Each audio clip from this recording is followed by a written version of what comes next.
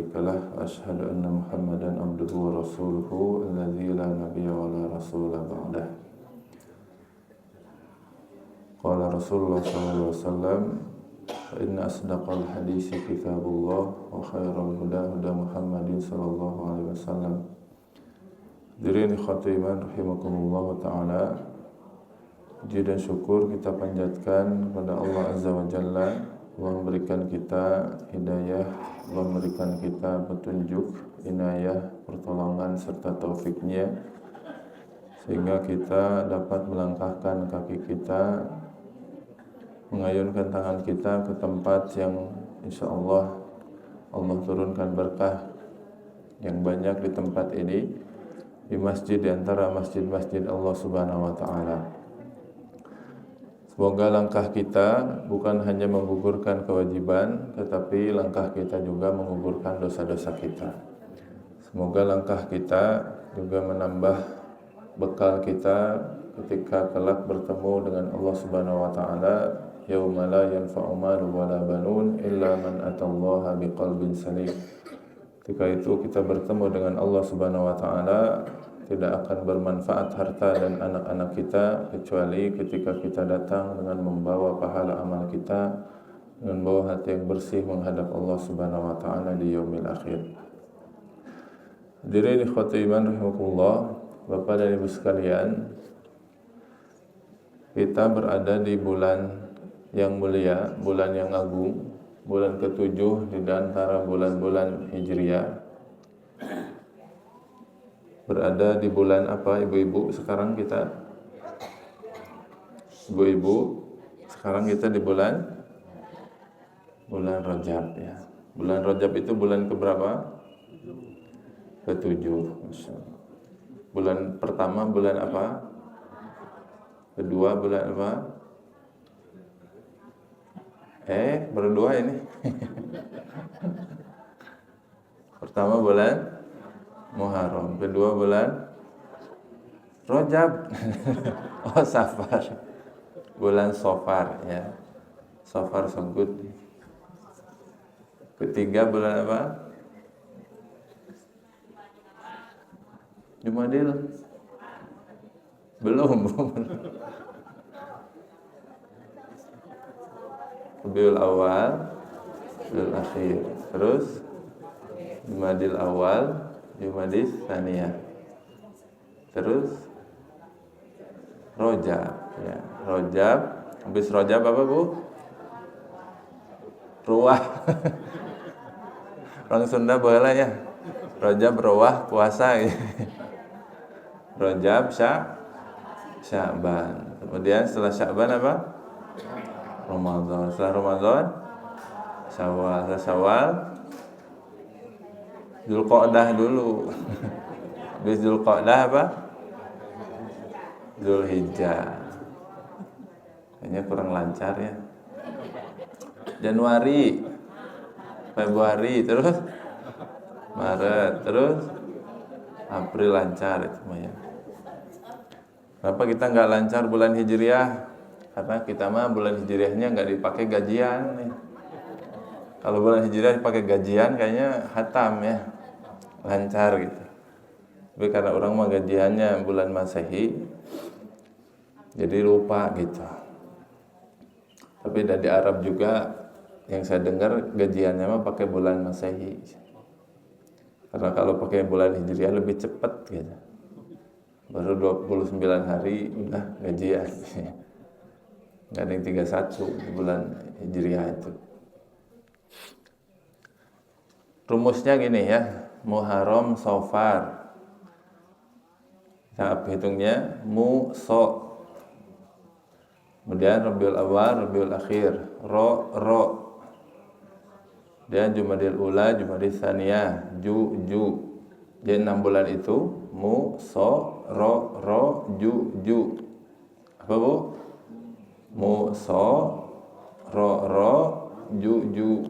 Mu-So itu apa? Muharram, Safar. Ro apa? Rabiul Awal, Rabiul Tsani. Ju apa? Jumadil Ula, Jumadil Tsaniyah. Yang ke-6. Yang ke-7 Rosya. Rajab, Sya'ban. Rosya lagi Ramadan, Syawal. Yang terakhirnya Zulqa'dah, Zulhijjah. Jadi yang terakhirnya Zulhijjah. Biasanya yang kita kenal itu cuma Syawal biasanya. Karena di bulan Syawal lah suami ibu-ibu dapat THR ya. Jadi ditunggu-tunggu dari Ramadan ke Syawal gitu. Bulan Rajab itu bulan yang agung, bulan haram. Karena di antara 12 bulan ada 4 bulan haram, bulan yang mulia, bulan yang terhormat. Bulan apa aja itu? Ini bulan dilipat gandakan amal soleh, pahalanya dilipat gandakan. Bulan apa, Bu? Rajab 1. Yang 3 lagi apa? Ramadan bukan. Sebelum Muharram. Zulqa'dah, Zulhijjah, Muharram gitu. Karena kata Rasulullah salasun mutawalliyat, yang 3 berurutan, 11, 12 dan 1. Zulqa'dah, Zulhijjah, Muharram. Yang 1 terpisah, yakni bulan Rajab. Dia 4 bulan itu tuh bulan dilipat gandakan pahala gitu. Jadi rukun orang sedekah ya di bulan Rabiul Akhir, Rabiul Tsani dapat pahala, tapi kalau sedekahnya di bulan Rajab pahalanya berlipat gitu. Kalau kita sholat sunnah di bulan Rajab pahalanya berlipat. Maka bulan Rajab itu bulan peningkatan amal. Selain itu bulan Rajab itu bulan persiapan sebelum masuk bulan Ramadan. Jadi bulan Rajab itu peningkatan amal, bulan Sya'ban membiasakan amal soleh yang sudah ditingkatkan. Jadi kalau bulan kemarin ibu-ibu hataman sehari 10 juz tilawah ya, maka bulan Rajab tambah jadi 20 juz gitu. Kalau dulu sehari 10 juz. Kalau dulu sehari selembar ya tambah jadi 2 lembar lah gitu. Yang penting ada peningkatan. Peningkatan dalam hal apa? Dalam hal ibadah sunnah. Dan ibadah wajib mah nggak bisa ditambah ya. Jangan bulan Rajab sholat subuh nanti 3 rakaat ya. Request ya, pengen nambah pahala. Tapi kalau sholat sunnah boleh ditambah. Maka mari kita tingkatkan amal soleh kita di dalam bulan yang mulia ini, bulan Rajab. Tentunya bulan Rajab amal soleh yang dimaksud adalah amal soleh secara umum ya. Karena tidak ada hadis sahih yang menerangkan amalan khusus dalam bulan Rajab. Jadi nggak ada puasa khusus Rajab gitu. Salat di tanggal sekian bulan Rajab. Itu ada, cuman hadisnya lemah gitu. Hampir semuanya itu hadisnya lemah. Bahkan ada kitab khusus yang membahas tentang hadis-hadis palsu di bulan Rajab gitu. Keutamaan amal di bulan Rajab tapi hadis-hadisnya palsu gitu. Maka amal soleh yang dimaksud untuk ditingkatkan itu amal soleh yang umum gitu. Ya, amal soleh yang memang secara umum terdapat dalil untuk melaksanakannya. Bapak Ibu sekalian, insyaallah di pertemuan sekarang, karena sebelumnya kita membahas Quran surat Ad-Duha, maka sekarang insyaallah kita akan bahas satu surat juga yang insyaallah kita sudah hafalkan, yakni surat yang ada sebelum surat Al-Alaq di Al-Quran, yakni surat At-Tin ya. Surat At-Tin tentunya kita sudah hafalkan dari kecil bahkan. Gimana teh? Watini At-Tin teh ya. Bisa disebut judul suka nggak hafal. Disebut Watini, oh Watini.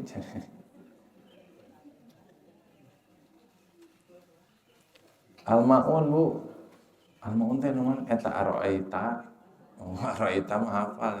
Al-Ma'un teh hafal padahal eta kene. Al-Alaq itu At-Tin itu Wattini waz-zaitun. Ya, Allah Subhanahu wa taala berfirman Wattini waz-zaitun wa turis sinin wa hadzal baladil amin. Laqad khalaqnal insana fi ahsani taqwim. thumma radadnahu asfala safilin illa alladzina amanu wa amilus solihati. Sama al-asr Bu, wa tawasaw bil haq. Iya kadang sok pahili ya. Kalau atin illal ladzina amanu wa amilus solihat falahum ajrun ghairu mamnun. Cenah asa beda cenah itu. Fama yukadzibuka ba'du biddin alaisallahu biahkamil hakimin. Insyaallah sudah hafal. Tapi kadang pahili jeung al-asr ya. Surat At-Tin adalah surat-surat Makkiyah. Ya, dan kita sudah bahas ya, surat Makkiyah itu biasanya isinya tentang tauhid, tentang akhirat gitu. Sementara surat Madaniyah biasanya tentang kehidupan sosial, tentang hukum ya. Tidak ada riwayat khusus yang menerangkan asbabun nuzul surat At-Tin. Berarti bisa dikelompokkan surat At-Tin itu adalah surat, bukan surat sababi, tapi surat ibtidai, yakni surat yang turun tanpa sebab gitu. Kalau surat turun ada sebabnya, ada asbabun nuzulnya, ada riwayatnya dari hadis, maka itu namanya surat sababi gitu. Ya, surat yang ada sebab turunnya. Tapi kalau suratnya turun tanpa sebab nuzul, maka surat ibtidai namanya. Dan surat At-Tin juga surat ibtidai, karena tidak ada riwayat sependek yang saya tahu ya, yang menerangkan sebab turun surat ini. Dan tidak ada yang menerangkan juga riwayat tentang fadilah khusus daripada surat At-Tin ya. Karena surat terkadang Nabi SAW jelaskan fadilahnya, kadang juga enggak ya. Seperti surat Al-Fatihah, Allah Nabi jelaskan ya. Maka surat Al-Fatihah itu ruqyah misalkan ya. Bisa menyembuhkan, surat Al-Fatihah itu asy-syafi gitu. Syifa ya. Kemudian surat Al-Mulk misalkan ya, wiqayah mani'ah gitu. Al-Mulk itu kan yang melindungi dari azab kubur gitu. Itu fadilah surat Al-Mulk. Tapi surat At-Tin tidak dijelaskan secara khusus keutamaannya. Adapun hadis-hadis mengenai surat At-Tin itu kebanyakan menerangkan, yang saya cari, bahwa Nabi SAW terkadang membaca surat At-Tin di sebagian sholat Isya gitu. Jadi sholat Isya Rasulullah, ini hadis riwayat Barra bin Azib ya, menerangkan bahwa Rasulullah terkadang membaca surat At-Tin di rakaat kedua sholat Isya gitu. Ya, rakaat kedua salat Isya terkedah panjang teuing gitu. Ya. Tapi kata Barra bin Azib, wala falam asma ahsana sautan wala ahsana salatan minhu. Ya. Tapi meskipun Rasulullah membaca surat At-Tin rakaat kedua, tapi aku tidak pernah mendengar bacaan sebaik bacaan Rasulullah gitu. Dan seindah salatnya Rasulullah. Jadi pendek teh bagus gitu. Ya, Rasulullah itu meskipun pendek tapi bacaannya paling bagus gitu. Dan salatnya paling bagus, paling khusyuk gitu. Ya, maka sebagian sahabat salat Isya-nya panjang ya. Utsman bin Affan terkadang membaca surat-surat yang sedang-sedang gitu ya, yang tiwal. Yang sedang seperti surat Al-Munafiqun gitu. Ya, surat-surat yang satu halaman salat Isya. Ya, artinya Rasulullah itu meskipun pendek tapi bacanya berkualitas gitu. Pendek tapi bagus bacanya gitu. Nah, kalau kita tidak sebagus Rasulullah, maka boleh memilih surat yang lebih panjang daripada surat At-Tin. Tapi kalaupun dipendekkan, maka tidak mengapa. Kita membaca surat-surat yang pendek, ya sesuai dengan kondisi. Adapun salat sebagaimana misalkan salat qobliyah subuh, justru itu disunahkan membaca surat yang pendek. Ya, Rasulullah mencontohkan membaca surat Al-Kafirun di rakaat pertama dan Al-Ikhlas di rakaat kedua. Gitu. Jadi qobliyah subuh jangan baca surat An-Naba. Ya. Si ibu abang-abang keur ngapalkeun kudu setoran ka ustad kayak jam 8 pagi. Murojaahna qobla subuh. Ya. Baca amma yatasaalun. Leuheung mun lancar ya. Macet di ayat ke-32 bulak-balik teu beres-beres ya, keburu komat gitu. Ya, qobla subuh cukup baca surat yang pendek saja. Itu untuk murojaah di salat yang panjang seperti salat tahajud gitu, salat qiyamul lail. Nah, terkadang Nabi membaca surat At-Tin di rakaat kedua salat Isya. Kemudian mengenai penamaan surat At-Tin, Imam Al-Baghawi dalam tafsirnya mengatakan khassatin bil qasam. Ini kan Allah bersumpah ya dengan buah tin. Watin wazaitun, demi buah tin dan demi az-zaitun. Az-zaitun itu buah zaitun ya. Wa turi sinin, dan demi gunung Tursina. Tur itu gunung ya. Jadi gunung Sinai gitu. Wa hadzal baladil amin, dan demi negeri yang aman ini. Jadi 3 ayat Allah bersumpah dengan 4 hal. Dengan buah tin, buah zaitun, bukit Tursina, gunung Tursina, atau 4 dengan Mekah, hadzal baladil amin. Dan Allah berhak bersumpah dengan makhluknya apapun. Sementara kita hanya boleh bersumpah dengan nama Allah. Ya, jadi jangan Bapak sumpah demi buah tin gitu ya. Sudah kajian ini. Ustaz, saya mah demi Allah dan demi buah tin. Enggak boleh. Yang boleh bersumpah dengan makhluknya hanya Allah Subhanahu wa taala gitu. Kenapa Allah bersumpah dengan buah tin? Nanti unsur sumpah minimal ada 3. Pertama ada hurufnya. Huruf sumpah di sini hurufnya huruf waw. Wa. Kemudian setelah waw ada alat sumpahnya, ya, muqsam bihinya, yakni at-tin, az-zaitun, kemudian turisinin dan juga baladil amin. Ya. Jadi demi itu wawnya, watin demi buah tin. Nah, buah tin itu muqsam bihinya, sesuatu yang diagungkan sehingga dibuat sebagai objek sumpah oleh Allah gitu. Sesuatu yang penting berarti, karena Allah nggak mungkin bersumpah dan kita juga pasti seperti itu, nggak mungkin bersumpah demi sesuatu yang kita anggap remeh gitu. Ya makanya kita nggak boleh sumpah dengan selain Allah karena kita hanya mengagungkan Allah gitu. Kalau kita sumpah demi Rasulullah berarti seolah Allah itu sejajar dengan Nabi gitu. Sumpah demi ibu saya, ya mensejajarkan Allah dengan ibu, tidak boleh gitu. Nah Allah berbeda, Allah itu bersumpah demi apapun.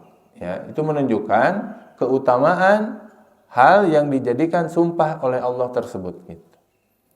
Maka gak mungkin Allah bersumpah demi buah tin, melainkan ada keistimewaan di dalam buah tin, buah az-zaitun itu. Kata Imam Al-Baghawi, ya, li'annaha faqihatun mukhallasatun la ajaba laha. Buah tin itu merupakan buah yang istimewa, buah yang murni yang tidak ada bijinya, katanya. Kenapa tidak ada bijinya jadi istimewa? Karena sabihatun bi faqihatil jannah. Mirip dengan buah yang ada di surga gitu. Buah tin itu. Mirip ya, bukan sama. Karena nggak ada yang sama antara di dunia dengan di surga. Cuman mirip ya. Miripnya jauh kayaknya ya. Cuman siga hungkul gitu ya. Jadi buah tin teh kata beliau hampir mirip dengan buah di surga. Sementara wa khassaz zaitun, nanti kenapa mirip? Pertama tadi la ajabalah, tidak ada bijinya. Kemudian buah tin itu semua bagian buahnya dimakan. Kulitnya tidak dibuang dan tidak ada bijinya, otomatis ya semuanya dimakan. Kemudian buah tin itu zalilatun. Buah tin itu buah yang mudah diambil. Jadi teu kudu nerekel kana tangkalna gitu. Ya, begitu pula Allah sebutkan buah di surga itu seperti itu. Ya. Tarhaquhum dhillah, gimana ayatnya di surat Al-Insan itu. Jadi buah di surga itu buah yang mudah untuk diambil, mudah untuk dipetik gitu. Ya. Jadi kalau ibu-ibu masuk ke surga insya Allah ya, pas request durian, tanggal durian di surga moal sajangkung jika diurang gitu. Atau hese ke naikna, ya kudu manggil tukang ya. Semua buah-buahan di surga pohonnya itu mudah dipetik. Ya, buahnya itu mudah dipetik dari pohonnya gitu. Ya, itu karakter buah di surga. Nah, sebagaimana seperti itu, buah tin juga seperti itu, ya. Kemudian kenapa tuh buah tin? Buah tin teh bukan satu-satunya buah yang mudah dipetik dan nggak ada bijinya tuh. Tomat juga kan sama. Strawberry kok mau dihanap bari. Ya, nanti ada keistimewaan yang lain, ya. Pertama saya sebutkan bahwa Allah akan bersumpah dengan sesuatu di mana Quran itu turun di satu masyarakat dan masyarakat mengenal sesuatu tersebut. Gitu. Ya. Jadi nggak mungkin Quran sumpah demi buah durian, demi buah nangka. Gitu. Di Arab nggak ada nangka. Ya orang Arab mau paham kete. Nah, mereka kan objek di mana Quran itu diturunkan pertama kali. Gitu. Ya. Dan nanti uniknya sebetulnya mukjizat Quran itu seperti itu. Mukjizat Quran itu bagi orang yang menerima Quran secara langsung yang di masyarakat Arab zaman dulu, Quran itu akan sesuai dengan mereka. Ada buah tin. Kayak misalkan di Quran itu ada sungai yang mengalir. Kenapa sih objeknya harus sebutkan nikmat surga itu sungai? Karena di Arab tandus. Bagi orang Arab sungai itu sesuatu yang didambakan gitu. Di orang mah ada banyak sungai itu gitu. Orang ke Ciwidey banyak gitu. Ya, sungai-sungai yang bagus. Ke gunung juga banyak gitu. Di Manglayang oke aya gitu. Nah, saya mah teu kudu ka surga cenah yang sungai macam. Ya, konteksnya tidak seperti itu gitu. Tapi kenapa? Karena di zaman masyarakat Arab itu surga itu sungai itu sesuatu yang ditunggu-tunggu, yang dinantikan, yang dicari gitu. Di tanah yang tandus. Tapi di zaman kita pun Quran tidak kehilangan mukjizatnya. Ya, buktinya ada tafsir ilmi namanya. Tafsir ilmi itu tafsir yang bahas tentang kesesuaian antara Al-Quran dengan ilmu pengetahuan dan teknologi gitu. Ya, maka ketika membahas bintang, ketika membahas bulan, ketika membahas meteor, ketika membahas matahari, ketika membahas tumbuhan, itu tidak bertentangan dengan ilmu pengetahuan di zaman sekarang. Ya, ini tetap akan membuktikan kebenaran Al-Quran gitu. Jadi Quran itu akan sesuai dengan perkembangan zaman gitu. Baik di zaman dulu sampai zaman sekarang, bahkan sampai hari kiamat gitu. Ya. Nah, kemudian wazaitun ya likasrati manafi. Kenapa Allah bersumpah dengan buah zaitun? Karena buah zaitun itu buah yang banyak sekali manfaatnya. Ya. Li'annaha syajaratun mubarakatun ja'a bihal hadis. Buah zaitun itu buah yang penuh berkah. Ya, bahkan disebutkan di surat An-Nur. Ya, ada kalimat khusus ya. Kemudian al-misbahu fi zujajah, az-zujajatu ka'annaha kaukabun dzurriyyun yuqadu bihi dan seterusnya. Ya, buah zaitun bisa menyalakan minyak, ya, bisa menyalakan api dengan minyaknya. Bahkan minyaknya itu menerangi meskipun sebelum dinyalakan apinya gitu, buah zaitun itu. Ya, dan sebutkan mubarakah. Buah zaitun itu penuh keberkahan. Jadi penuh kebaikan di dalam buah zaitun itu, ya. Wa huwa samarun ya wa duhnun ya, bisa mengeluarkan minyak, kemudian bisa dimakan. Ya, dijadikan celupan makanan di zaman tersebut ya. Dan juga litanwir ya, untuk pencahayaan. Nah, di kita jarang ya yang seperti itu. Ya, yang bisa dimakan, kemudian bisa untuk pencahayaan, bisa jadi minyak gitu. Ya, buah yang spesial. Bahkan disebutkan secara langsung di dalam Al-Qur'an gitu. Bahkan kata Imam Al-Baghawi disebutkan secara langsung di dalam hadis ya tentang keutamaan buah zaitun ya. Dan buah tin ini. Ya, sebutkan di riwayat Abu Dzar, uhdiyan Nabi SAW, Nabi diberikan hadiah berupa salutinin, satu keranjang buah tin. Ya, jadi Nabi pernah diberikan satu keranjang buah tin oleh para sahabat. Kata Rasul apa? Kulu, silakan makan katanya. Jadi Nabi itu kalau diberikan hadiah, itu disuruh para sahabat juga mengambil hadiah itu. Ya, diberikan makanan itu kepada para sahabat. Gitu. Ya, dimakan bareng-bareng gitu. Enggak dibawa pulang sendiri gitu. Wa akala minhu, dan Nabi pun makan sebagian dari buah tin tersebut ya. Tsumma qala, kemudian Nabi mengatakan, "Lau qultu inna fakihatan nazalat minal jannah la qultu hadhihi." Kalau saja aku mengatakan bahwa ada buah yang turun dari surga, maka buahnya itu ini gitu. Ya, jadi kata Rasul sendiri, buah yang turun dari surga kalau ada ya buah ini nih gitu. Ya, kenapa? Karena mirip dengan buah-buahan di surga. Ya. Bila ajaba kata Rasul. Ini buah unik, gak ada bijinya gitu. Ya, kulu fa innaha taqta'ul bawasim. Ya, makanlah dari buah ini. Sungguhnya buah ini bisa menghindarkan kalian dari penyakit gitu. Jadi buah tin itu bisa memberikan obat gitu dalam hadis itu. Begitupun buah zaitun, ya. Buah zaitun itu kata Rasul nikmat siwak az-zaitun. Ya. Sebaik-baiknya siwak itu adalah az-zaitun. Ya. Jadi bersiwak itu dengan menggunakan zaitun gitu di zaman Nabi itu. Dengan menggunakan minyak zaitun. Ya. Minas syajaratil mubarakah. Buah zaitun itu dari pohon yang penuh keberkahan. Ya. Bahkan bisa menghilangkan bau mulut gitu kata Rasulullah. Ya, jadi ibu-ibu boleh yang menggunakan siwak, pasta gigi yang ada buah zaitun yang sekarang mungkin ada ya, yang mengandung zaitun, kosmetik mengandung zaitun gitu. Jadi tidak heran Allah bersumpah dengan dua hal ini, dengan buah tin dan dengan buah zaitun karena banyak manfaatnya. Ya meskipun ini beberapa hadis tentang keutamaan buah tin, buah zaitun, ya ada yang dhaif juga, ya. Tetapi kan tidak bertentangan dengan ilmu syar'i, tidak bertentangan dengan prinsip Islam, ya. Karena memang siwak dengan buah zaitun secara medis juga bagus, gitu. Baik, kita masuk ke dalam 3 ayat pertama, ya. Kata Allah wa tini wa zaitun wa turi sinin wa hadzal baladil amin. Demi buah tin, demi buah zaitun, demi gunung Tursina dan juga demi negeri yang aman ini. Yang pertama, buah tin, demi buah tin.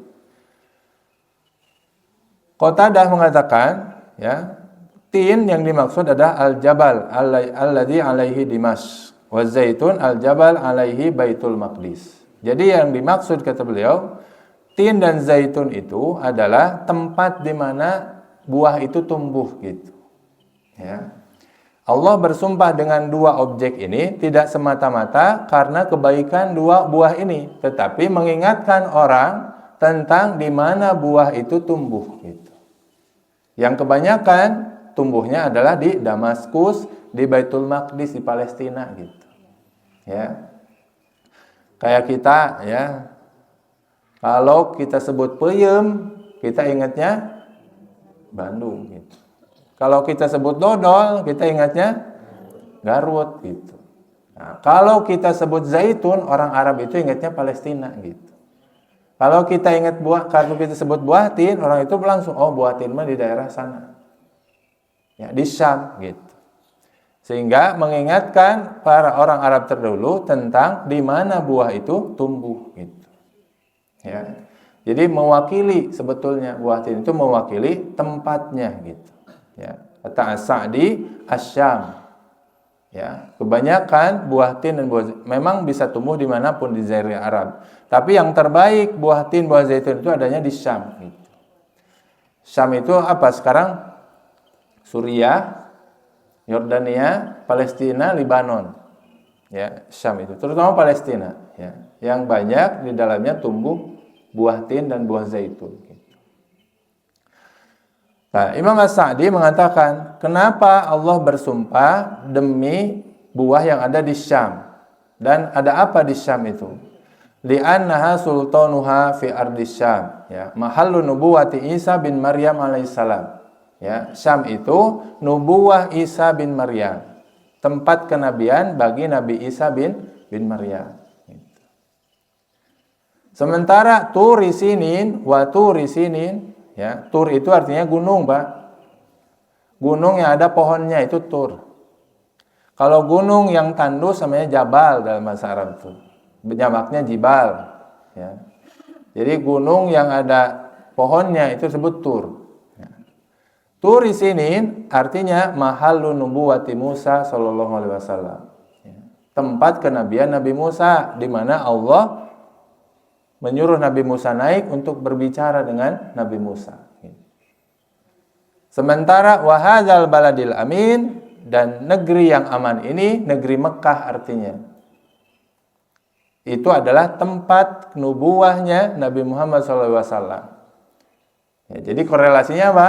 Allah bersumpah dengan 3 negeri Nabi gitu.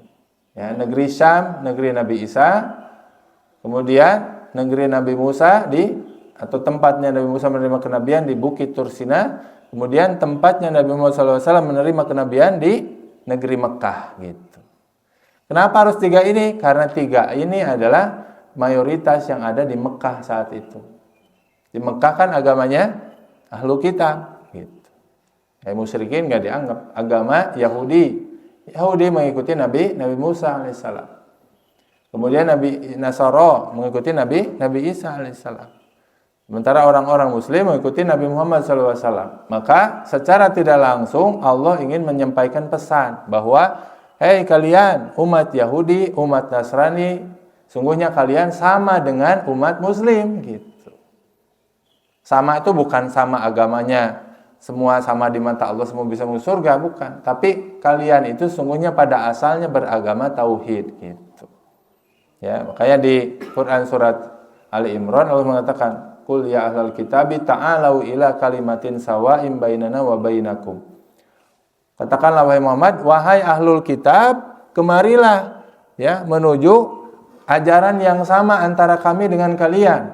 Allah na'budu illallah. Yaitu apa? Agama tauhid. Ya. Janganlah kita musyrik, janganlah kita menyekutukan Allah. Janganlah kita menyembah selain kepada Allah gitu. Ya, jadi ini pesan untuk ahlu kitab. Bayangan saya kalau Quran turun ini zaman dulu, ketika Nabi membacakan surat At-Tin ini, ketika orang-orang Nasara mendengar wattini wa zaitun, demi buah tin wa zaitun, ingatnya negeri Syam. Oh, di sana Nabi Isa gitu. Nabi yang bahkan mereka tuhankan gitu. Ya, kemudian Waturi Sinin, Bukit Tursina. Orang Yahudi paham di situ adalah tempat Nabi Musa, maka terpanggil mereka gitu. Ya, ternyata yang ketiganya wahadzal baladil amin, demi negeri Mekah, artinya negeri Nabi Muhammad SAW. Oh, ternyata kita itu harusnya sama dengan Nabi Muhammad. Ternyata Nabi Isa, Nabi Musa itu sama kenabiannya dengan Nabi Muhammad, mengikuti ajaran yang sama gitu. Jadi itu pesannya gitu. Sama-sama agama tauhid gitu. Kemudian itu diantara tafsiran 3 ayat pertama ya. Watin wazaitun, jadi dimaknai dengan tempatnya ya. Selain juga zohirnya juga, buahnya juga merupakan buah yang agung, yang mulia gitu. Buah yang penuh kebaikan gitu. Kemudian Imam At-Tabari ya menjelaskan bahwasanya ada riwayat dari Mujahid ya. Beliau mengatakan wattini wazaitun, at-tin alladzi yu'kal wa zaitun alladzi yu'sar. Ini menarik, Pak. Ada kata Imam At-Tabari, ada sebuah riwayat dari para tabi'in. Ya, at-tin, buah tin adalah buah yang mudah untuk dimakan. Sementara buah zaitun adalah buah yang harus diperas terlebih dahulu baru diambil manfaatnya. Jadi zaitun itu tidak dimakan mentah-mentah, Pak. Tapi diperas, diambil apanya? Minyaknya. Sementara buah tin diperas enggak? Enggak. Buah tin itu dipetik langsung dimakan. Ya. Ibu-ibu pernah enggak makan buah tin? Ya, yang kering ada di Shopee ya. Tapi saya enggak jualan, ini informasi aja ya. Saya pernah makan yang kering, enak ya, kayak manisan gitu. Nah, ini ada perbedaan. Kalau buah tin itu baik karena mudah diambil gitu. Sebenarnya zaitun baik itu karena banyak manfaatnya, tetapi untuk mengambil manfaatnya perlu proses gitu. Jadi pesannya apa? Pesannya apa? Kadang nikmat Allah itu Allah sediakan secara mudah, kadang nikmat Allah itu kita ambil dengan penuh usaha gitu. Kita ambil dengan penuh perjuangan. Ya, sehingga para ulama kontemporer ya memahami bahwasanya ini unik sumpahnya. Ya. 2 buah ini dijadikan 1 ayat, tapi memiliki karakteristik yang berbeda. Ya. Buah tin sebagai kebutuhan dasar manusia sehingga dimudahkan oleh Allah. Buah zaitun, ya meskipun manusia butuh tapi perlu perjuangan. Ya. Jadi menggambarkan bahwasanya Allah membolehkan manusia untuk melakukan proses untuk mengambil manfaat di alam semesta ini. Gitu. Membahasa sekarang mah alat teknologi gitu, sumber daya untuk mengambil manfaat di alam ini gitu. Karena kalau tidak ada alat, tidak ada teknologi untuk mengambil buah zaitun, sulit gitu. Di zaman Nabi saja sudah pakai alat, makin ke sini mungkin makin canggih alatnya gitu. Ya. Jadi Islam sebetulnya tidak melarang seseorang itu untuk mengeksplorasi alam semesta gitu. Ya, jadi membolehkan adanya alat, adanya teknologi, dan kalian manusia punya akal, maka pergunakan akal kalian gitu. Tetapi juga harus dengan cara yang baik. Harus juga dengan cara yang seimbang. Sebagaimana ada buah tin yang mudah, ya petik dengan mudah, tidak boleh dirusak. Yang perlu perjuangan, ada alatnya, pergunakan akal kalian, pergunakan alat yang sepatutnya. Jadi sebetulnya Islam mengajarkan keseimbangan antara manusia dengan alam gitu. Keseimbangan antara konsumsi dengan pengolahan sumber daya alam gitu. Jadi bikin tambang boleh, gitu. Tapi harus seimbang, nggak boleh merusak gitu. Nanam sawit boleh, tapi jangan semua hutan dibabat dibikin sawit gitu. Nanti yang ada banjir, gitu. Yang ada longsor. Manusia butuh hutan nggak? Butuh. Ya kan kata Allah, wa kulu wasrobu wala tusrifu gitu. Silakan makan dan minum. Makan dan minum itu bukan artinya makan langsung dan minum, tapi silahkan kelola alam ini untuk kebutuhan kalian gitu. Maksudnya kulu wasrobu itu. Tapi kata Allah kan wala tusrifu, janganlah kalian berlebihan gitu. Kalian butuh sawit, silahkan ada lahan yang cocok gitu. Tapi jangan kemudian semua hutan dibabat dibikin sawit gitu. Biarin tidak ada daunnya. Ya, luar biasa ya zaman sekarang. Orang itu serakah, Pak. Ya. Padahal kata itu pengamat ya, mantan ketua KPK Abraham Samad gitu. Hutan di Kalimantan itu kalau ditebang pilih bukan untuk kepentingan seseorang dan dibagikan untuk rakyat Indonesia, satu kepala bisa dapat 10 juta per bulan. Indonesia itu negara yang kaya. Ya, cuman kemana ini 10 juta per bulannya? Ya diambil oleh sebagian orang yang serakah gitu. Itu kan israf gitu. Ya. Padahal kan kata Allah wala tufsidu fil ardi ya ba'da islahiha. Silahkan kalian kelola alam, tapi Allah sudah menjadikan alam ini seimbang, maka jangan dirusak gitu. Nah, ini kan penting ya. Jadi Islam itu tidak hanya mengatur masalah ubudiyah semata, masalah sholat dan zikir gitu. Tapi Islam juga mengatur bagaimana manusia itu mengelola alam gitu. Ya. Dan jangan sedikit-sedikit kita bilang takdir gitu. Ya, musibah dah ieu mah takdir banjir mah. Takdir itu pasti ada sebabnya gitu. Kalian juga kalau ke dokter gitu juga kalau ke dokter, Pak, kenapa? Sakit perut. Bapak makan apa? Nggak usah bilang makan apa lah dok, ini mah takdir. Cek dok, jangan naon ka dieu atuh Pak, dan takdir kudu aya sebabna nu puguh gitu. Ya sama, banjir longsor itu ya takdir Allah, nggak mungkin sesuatu. Daun jatuh pun itu takdir itu, ya. Masa sebesar longsor, sebesar banjir bukan takdir. Tapi kan takdir itu ada sebabnya. Manusia kan dikasih akal, dikasih pikiran, ya, supaya bisa menghindari musibah gitu.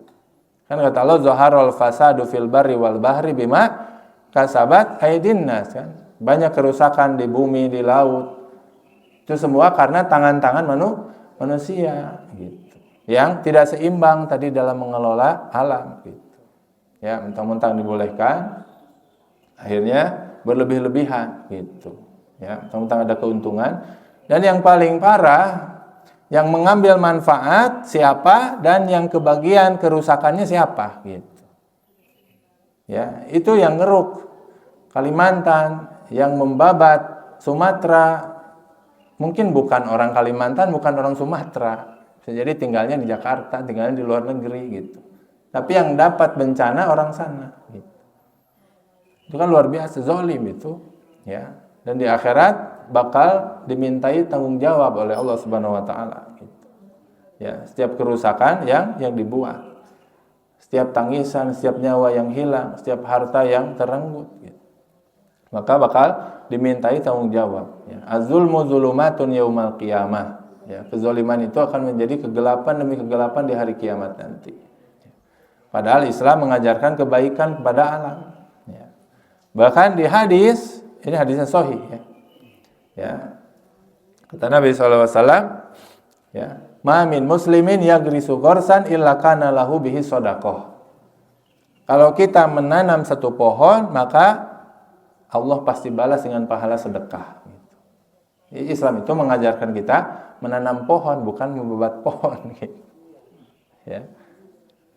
Ya, bahkan Nabi ketika perang melarang orang menebang pohon. Gitu. Jadi nggak ada perang, nggak ada apa, hutan yang dibabat, bukan pohonnya. Gitu.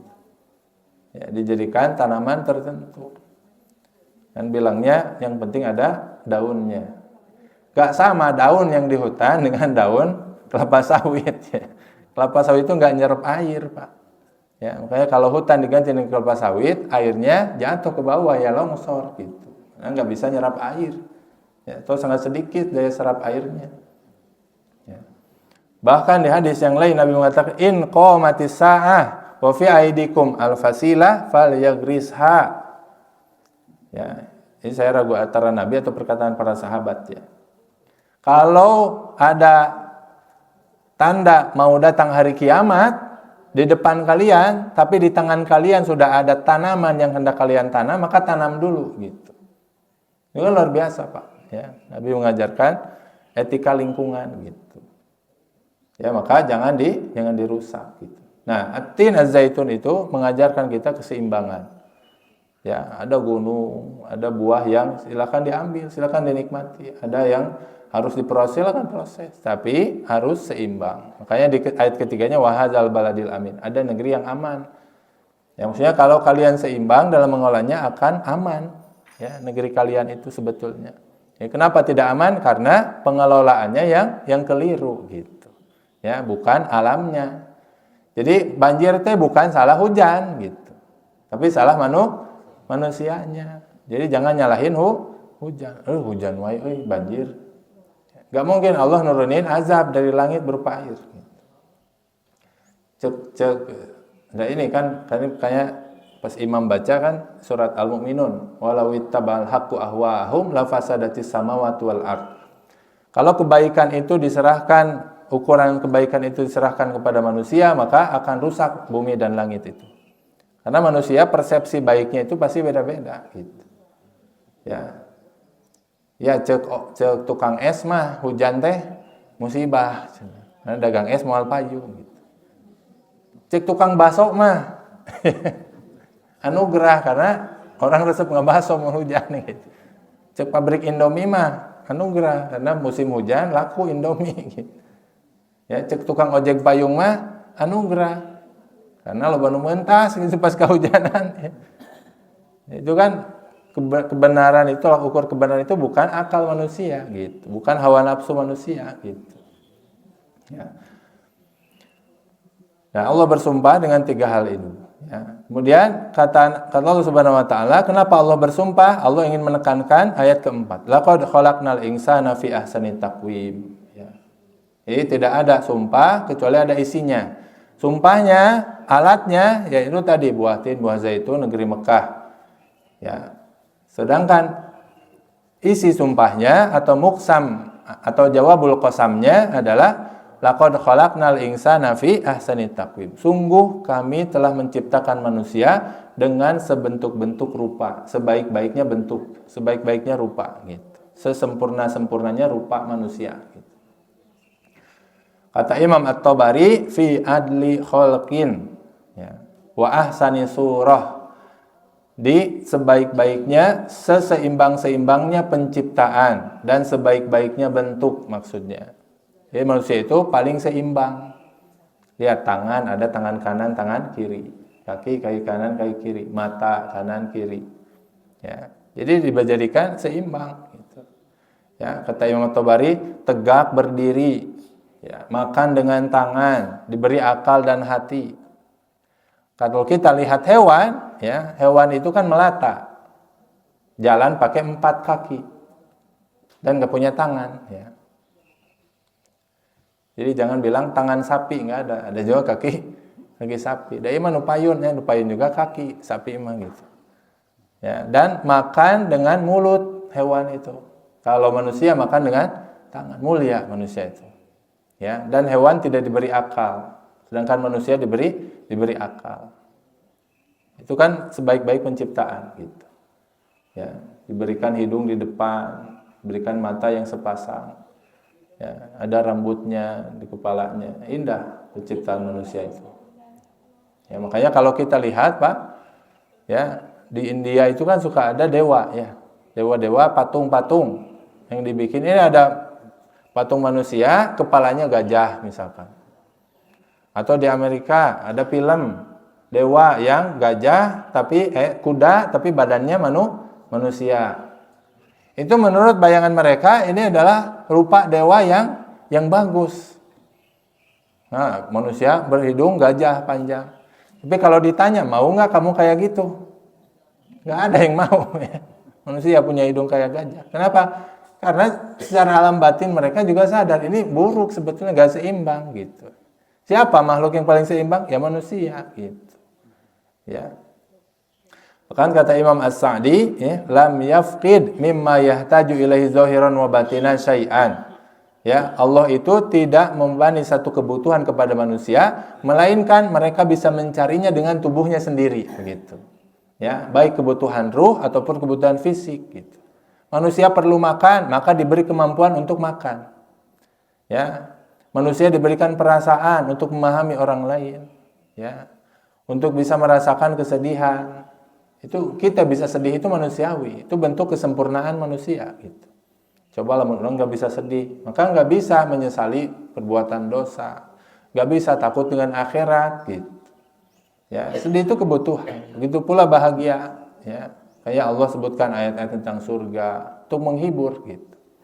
Ya, jadi manusia itu yang paling sempurna baik zahirnya ataupun batinnya.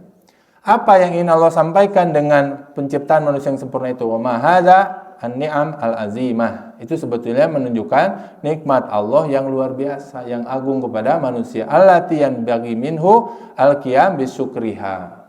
Yang mengajak kita supaya kita bersyukur dengan penciptaan Allah terhadap manusia gitu. Ya, makanya pas kita geningan ngaca, doanya apa, Bu? Ya, ibu-ibu ini yang rajin ngaca, pasti tahu doanya. Gimana doanya, Bu? Allahumma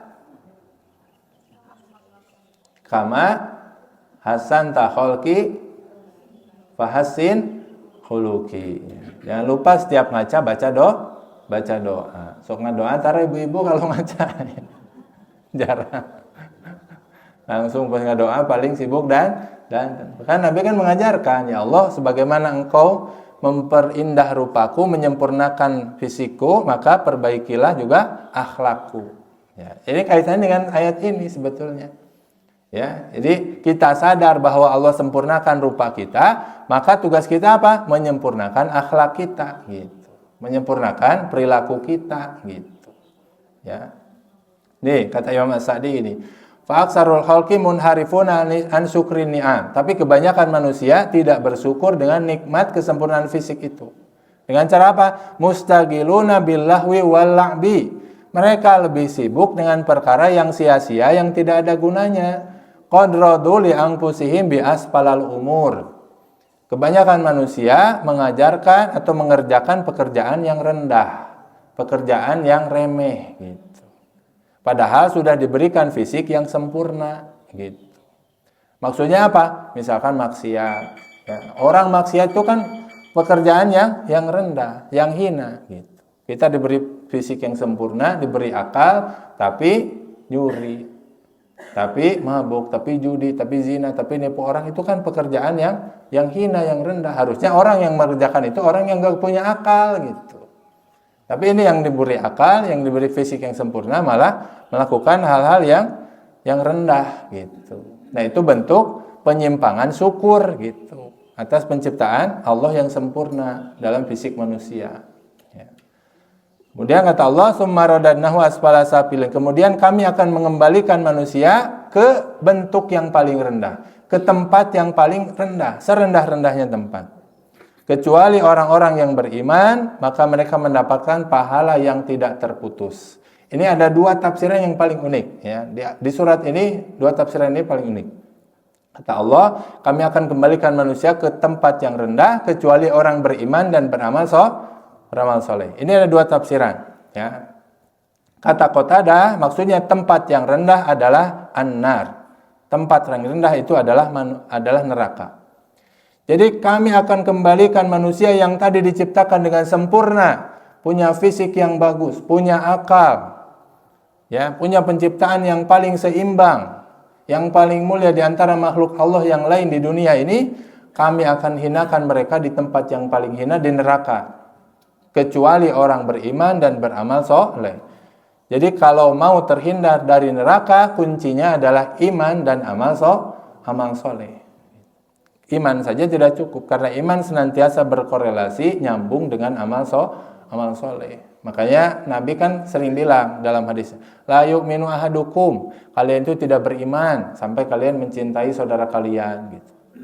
Kalian itu tidak beriman, atau patokan orang beriman itu minimal, kata Nabi, kalau ada sampah dia kepinggirkan. Itu kan bentuk iman yang paling rendah gitu.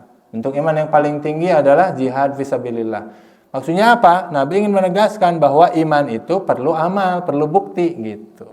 Nah, bentuknya apa? Buktinya amal soleh gitu. Nah, kalau tidak beriman dan beramal soleh, maka sesempurna apapun manusia, Allah akan rendahkan tempatnya di tempat yang paling rendah, yakni di neraka. Kan manusia itu Pak lewat sirat nanti. Ya. Kalau jatuh dari sirat itu ke neraka, maka ribuan tahun baru jatuh. Berarti tempatnya sangat rendah neraka itu. Ya, makanya disebut asfala safilin. Gitu. Yang kedua, tafsiran asfala safilin adalah usia tua. Ini kata Ibnu Abbas. Ya, Ibnu Abbas ditanya, apa sih yang maksud Allah asfala safilin itu? Manusia akan dikembalikan ke usia tuanya itu, ke tempat yang paling rendahnya itu. Maksudnya adalah al-haram, kata Ibnu Abbas. Ya, arzalil umur. Maksudnya usia yang renta, usia yang pikun gitu. Usia yang lemah, karena manusia itu punya 3 fase, Pak. Fase lemah, fase kuat, fase lemah. Fase lemahnya pas bayi, fase kuatnya pas remaja dewasa, fase lemahnya pas sepuh, aki-aki, nini-nini, itu fase lemah gitu.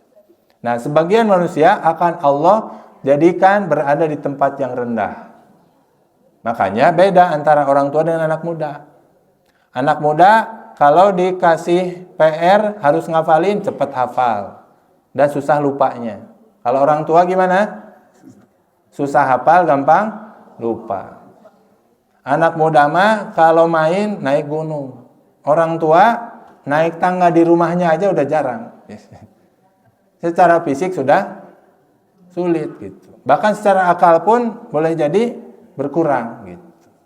Ya, makanya ngomong ke orang tua itu nggak bisa poksok gitu, karena mudah tersinggung, sulit dinasehati gitu.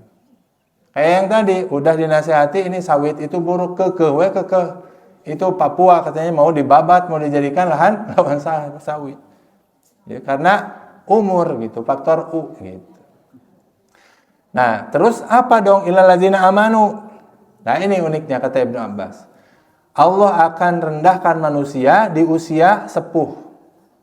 Allah cabut beberapa kenikmatan. Kata Allah di surat Yasin apa? Wa man nu'ammirhu nunaqqisu fil khalqi. Siapa yang diberikan umur panjang, maka Allah jadikan kekurangan dalam fisiknya. Semakin tua, semakin lemah gitu. Semakin banyak kekurangannya. Semakin tua, gigi semakin sedikit. Semakin tua, kalau ketemu orang, ngobrolin obat, merek obat. So, bapak-bapak kalau ngumpul paling ngobrolin terapi di mana, obatnya apa, ibu-ibu juga. Kalau anak muda mah kan ngobrolin visi misi masa depan gitu. Ya, orang sepuh mah beda. Nah, itu arzalil umur gitu, kata Ibnu Abbas. Nah, itulah fisik yang dikurangi gitu, rendah gitu. Nah, ini uniknya, illal ladzina, kecuali orang beriman dan beramal soleh, maka dia mendapatkan pahala yang tidak terputus. Maksudnya apa? Kata Ibnu Abbas, barang siapa manusia yang beramal di usia muda, maka dia mendapatkan pahala. Dia sholat di usia muda, dia dapat pahala. Dia berjihad di usia muda, dia rajin ngaji di usia muda. Nanti ketika usia tua, dia tidak mampu ngaji, tidak mampu untuk sholat ke masjid, maka pahalanya ghairu mamnun. Dia lahum ajrun ghairu mamnun. Dia tetap mendapatkan pahala yang tidak terputus. Artinya apa? Kalau ibu-ibu dari muda sampai sekarang juga masih muda ya. Dari muda sampai sekarang, yang akhir usia mudanya, misalkan rajin pengajian, setiap hari ahad pagi, ahad duha teh ke istiqomah ngaji. Tiba-tiba nanti usia sekian sakit, gak bisa lagi pergi ke istiqomah, maka pahalanya tetap mengalir. Gitu. Lahum ajrun ghairu mamnun, tetap mendapatkan pahala yang tidak terputus. Ya, itu kaidahnya, Pak. Kalau manusia beramal secara istiqomah, kemudian ada uzur yang menghalanginya di satu waktu, maka pahalanya tetap mengalir.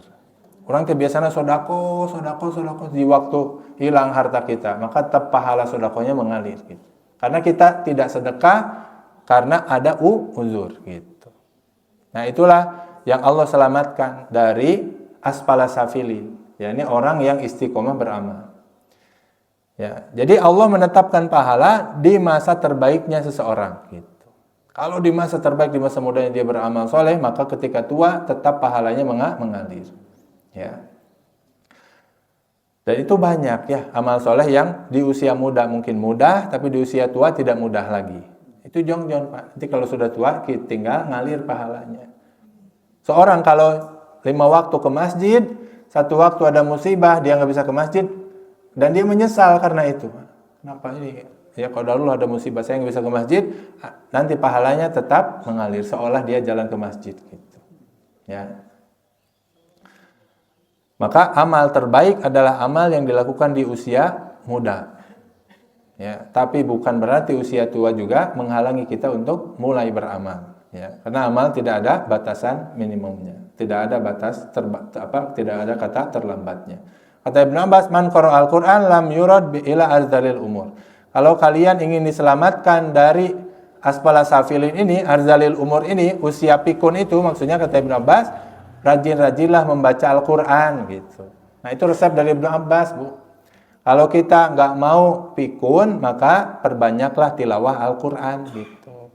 Jadi di masjid ada tahsin ikut, ada tajwid ikut, atau di rumah rajin-rajin baca Quran, dengarkan murattal, akan diselamatkan dari usia pikun, dari masa pikun gitu. Ini bukan berarti kita nuduh yang pikun tarang ngajinya. Ini mah ibroh untuk kita ya. Maka kalau di ayat terakhirnya fama yukadzibuka ba'du biddin. Ya. Allah telah menjelaskan bahwa manusia itu dari lemah kemudian kuat menjadi lemah lagi. Ya. Manusia itu dari muda, kemudian menuju usia tua, menunjukkan bahwa manusia itu tidak punya kuasa atas dirinya sendiri. Gitu. So, kalau kita punya diri kita sendiri, kalau diri kita sendiri, fisik kita ini sendiri milik kita, maka hindari diri kita dari tumbuhnya uban. Bisa nggak? Nggak bisa. Hindari diri kita dari keriputnya kulit. Nggak bisa. Hindari diri kita dari penyakit. Nggak bisa. Ya, kita pengennya nggak ada ubannya, tapi datang sendiri. Ya, kita pengennya kuat terus, tapi lemah sendiri. Siapa sebetulnya yang menguasai fisik kita? Allah Subhanahu Wa Taala. Maka kalau Allah mampu untuk merubah fisik kalian, menjadikan kalian berubah dari masa ke masa, fama yukadzibuka ba'du biddin. Bagaimana mungkin kalian mendustakan hari pembalasan? Gitu. Ya, padahal kalian tidak menguasai diri kalian sendiri. Ya, jadi ayat ini menjelaskan bahwa tidak layak bagi seorang untuk mendustakan hari akhir. Ya, harusnya semakin masa ke masa dia alami, semakin menyadarkan dia kepada Sang Pencipta, kepada Allah yang menguasai dirinya. Gitu. Kayak di ayat terakhir, alaihissallahu biahkamil hakimin. Ya, bukankah Allah sebaik-baiknya hakim? Sebaik-baik seadil-adilnya hakim yang menentukan. Jadi kan Allah berikan pahala di usia muda sampai usia tua tetap diberikan pahala yang tidak terputus kalau dia tetap tidak bisa beramal soleh lagi. Itu kan menunjukkan keadilan Allah gitu. Ya, menunjukkan kemahakuasaan Allah, kemahabijaksanaan Allah gitu. Nah, ada bacaan yang disunnahkan ya. Di dalam tafsir Al-Baghawi riwayat Abu Daud ya, meskipun hadis ini lemah tapi kata para ulama boleh diamalkan ya. Di luar salat ya. Kalau kita kata disebutkan dalam hadis man qara'at-tin waz-zaitun, siapa yang membaca surat at-tin fantaha ila akhiriha, kemudian sampai di akhir ayatnya, falyakul, hendaklah dia mengatakan ya, ketika mendengar ayat alaihissallahu biahkamil hakimin, falyakul, hendaklah dia mengatakan bala wa ana ala dzalika minasyahidin. Jadi kan alaihissallahu biahkamil hakimin itu kan pertanyaan. Bukankah Allah sebaik-baiknya hakim? Bukanlah Allah seadil-adilnya penentu, seadil-adilnya yang memutuskan? Maka kita menjawab bala, benar. Wa ana ala dzalika minasyahidin, dan kami bersaksi terhadap hal itu bahwa Allah lah yang paling adil itu. Nah, itu sunnah ketika kita membaca surat At-Tin, jadi menjawab dengan kalimat itu. Bala wa ana ala dzalika minasyahidin ya. Nah, itulah tafsir surat At-Tin. Jadi saya garis besar, At-Tin ini memberikan gambaran kepada kita tentang nikmat Allah Subhanahu wa taala ya, berupa tumbuhan ya, berupa sesuatu yang ada di dalam alam, tapi kita harus adil, kita harus bijak dalam memanfaatkannya gitu, dalam mengelolanya. Kemudian mengajarkan tentang kesamaan para nabi ya, antara Nabi Isa, Nabi Musa, Nabi Muhammad sebetulnya mereka sama, mengajarkan tauhid. Ya, Nabi Isa tidak ingin disembah, Nabi Musa pun tidak mengajarkan agama selain agama Islam, selain agama tauhid ya. Kemudian ya, menjelaskan tentang hikmah keadilan Allah Subhanahu wa taala, kebijaksanaan Allah Subhanahu wa taala. Ya, tadi yang usia tuanya tidak bisa beramal, maka karena uzur dia tetap mendapatkan pahala sebagaimana dia beramal sebelumnya. Makanya Allah mengatakan sebaik-baik hakim, sebaik-baik penentu adalah Allah Subhanahu wa taala. Wallahu a'lam bishawab. Wa sallallahu ala nabiyina Muhammadin wa ala alihi wa ashabi ajmain. Mudah-mudahan ada guna dan manfaatnya. Mohon maaf jika ada kekurangan dan kekhilafan. Kita tutup dulu mungkin dengan doa kifaratul majlis. Alhamdulillahirabbil alamin. Subhanakallahumma bihamdika asyhadu an la ilaha illa anta astaghfiruka wa atubu ilaik. Wabillahi taufik. Wassalamualaikum warahmatullahi wabarakatuh.